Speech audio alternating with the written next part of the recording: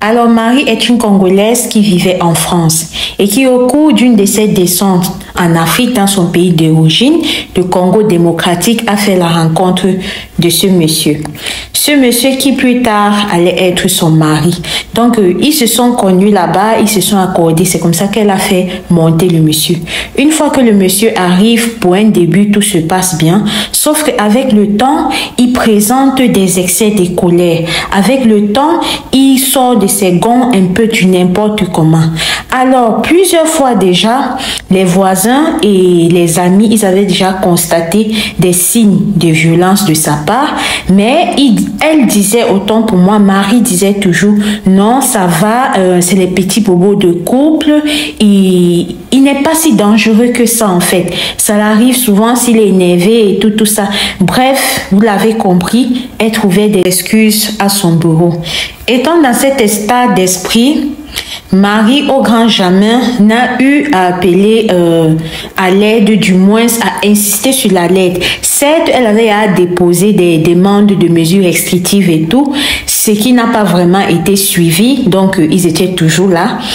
Mais elle n'a vraiment pas pu être éloignée de ce monsieur. Fut venu le jour fatidique où il décide de l'étrangler devant ses enfants.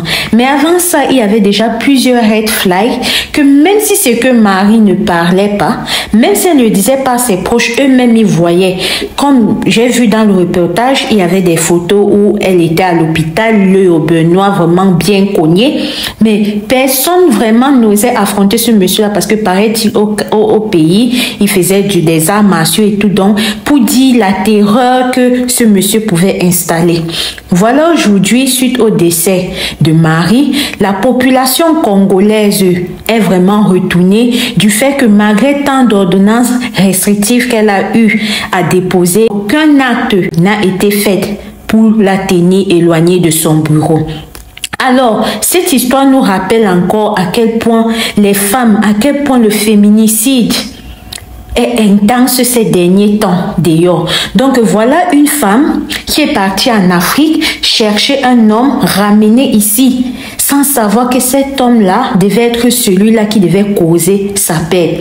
Sans savoir que cet homme-là devrait être celui-là qui devait l'envoyer 4 pieds sur terre malgré le fait qu'ils ont 2 enfants. Quel genre d'homme se comporte comme ça? Même si tu ne l'aimais plus, est-ce que c'est obligé de rester? Même si tu ne l'aimais plus, vous vous séparez. Et généralement, ce genre de monsieur, on les connaît bien.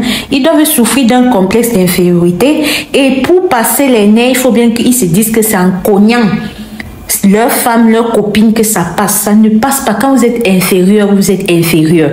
Quand vous êtes inférieur, vous êtes inférieur. Seulement pour le fait qu'elle est venue te chercher, t'offrir une deuxième vie, tu ne devrais pas te comporter comme ça. Et en suivre le reportage, en suivre le témoignage de ses proches, c'était une femme vraiment cool, vraiment facile à vivre. C'était pas les Donna Benja, c'était une dame vraiment facile à vivre.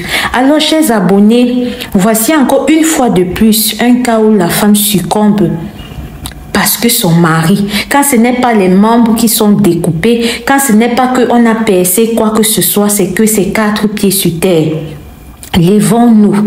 Femme, quand tu vois déjà les premiers signes d'une sorte de violence, là, ne reste pas. Ne te dis pas que non, il va changer, il ne changera pas. La liste, elle est tellement longue. On peut citer les maris, les consorts, elle est tellement longue. Si on cite, elle ne va même pas s'arrêter maintenant. Prenons conscience à temps. Quand tu observes les premiers signes de violence, ne simplifie jamais la hauteur. Tu t'en vas. Alors, chers abonnés, chères personnes qui me découvrent pour la première fois, dites-moi sincèrement ce que vous pensez de cette histoire.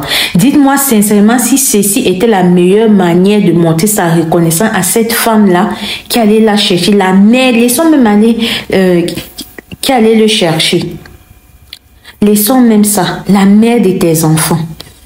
Vous imaginez le traumatisme de ces enfants à vie? On étrangle leur mère devant eux. Dites-moi ce que vous pensez en commentaire. On se dit à la prochaine. Merci, au revoir.